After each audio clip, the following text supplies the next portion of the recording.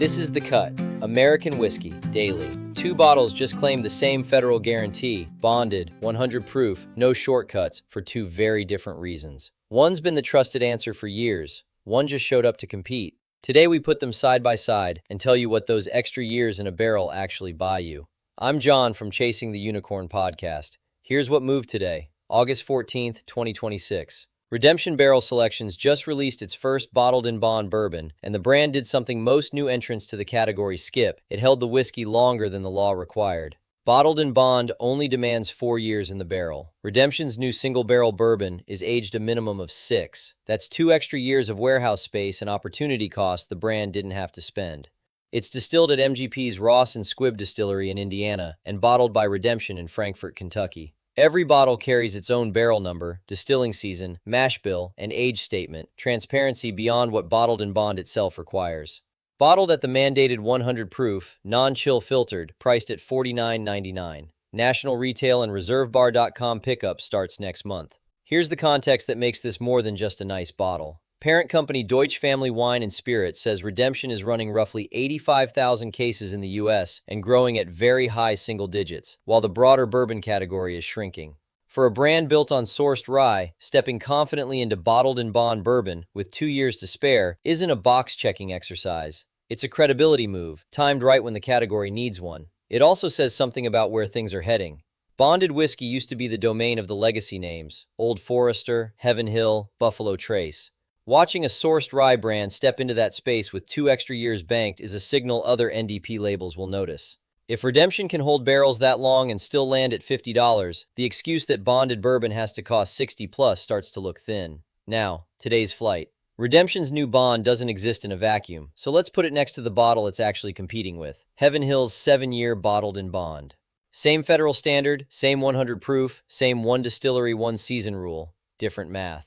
Heaven Hill's version carries 3 extra years of age and the track record of one of the most trusted names on the shelf. Heaven Hill's bottle usually runs a few dollars less than you'd expect for 7 years in the barrel, which is exactly why it stayed the default answer whenever someone asks what the best bonded bourbon under $50 is.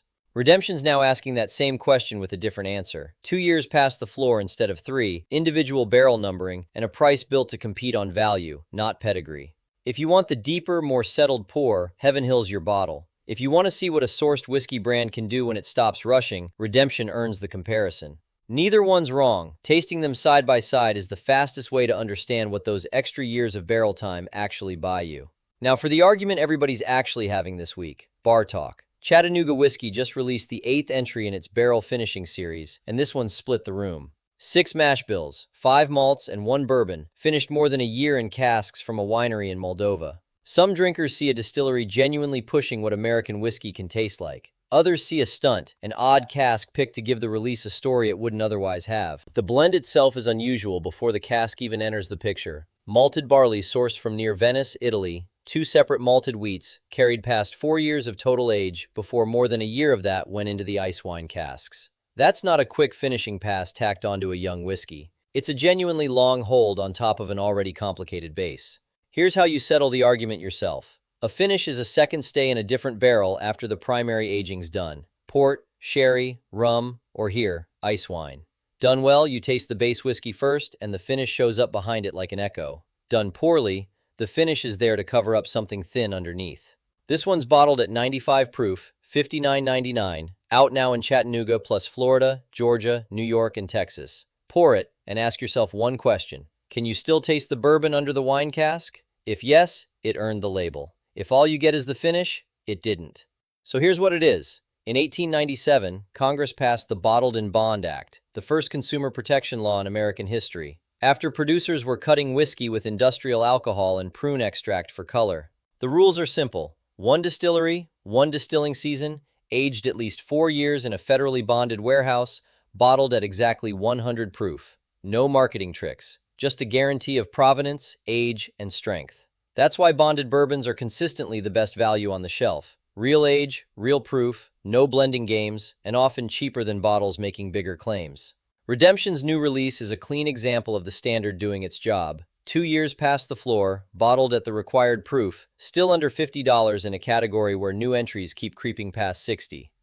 What this changes, once you understand what bonded actually guarantees, you stop paying extra for bottles that just look official. Log a pour like this one in the Perfect Pour app. It's available now at theperfectpourapp.com. And watch how a straight, 100 proof, 6-year bourbon shifts your pour print next to the younger stuff on your shelf. One more thing. Garrison Brothers opened the remaining allocation of its 2026 Laguna Madre today, and it's the one worth acting on now instead of later. 2,000 bottles, out of a total run of 3,000, just went live through the distillery's e-commerce site and select retail accounts. The first 1,000 sold out at the distillery gate last week. 8 years, split evenly between American and Limousine Oak, bottled at 101 proof, $349.99. That 2-wood aging program is unusual for a Texas bourbon, and today's the only day this much of the allocation is reachable without a trip to high. If you've been circling a Garrison Brothers bottle, check their site now. Allocated releases at this price point don't sit around long. So here's the thread running through today. Bonded whiskey was never about hype. It was a law built so you didn't have to guess. Whether it's a $50 bourbon 2 years past the floor or a $350 allocation with a 2-wood program behind it, the bottles worth chasing are the ones that tell you exactly what you're getting. Read the label. It's usually already told you everything you need to know.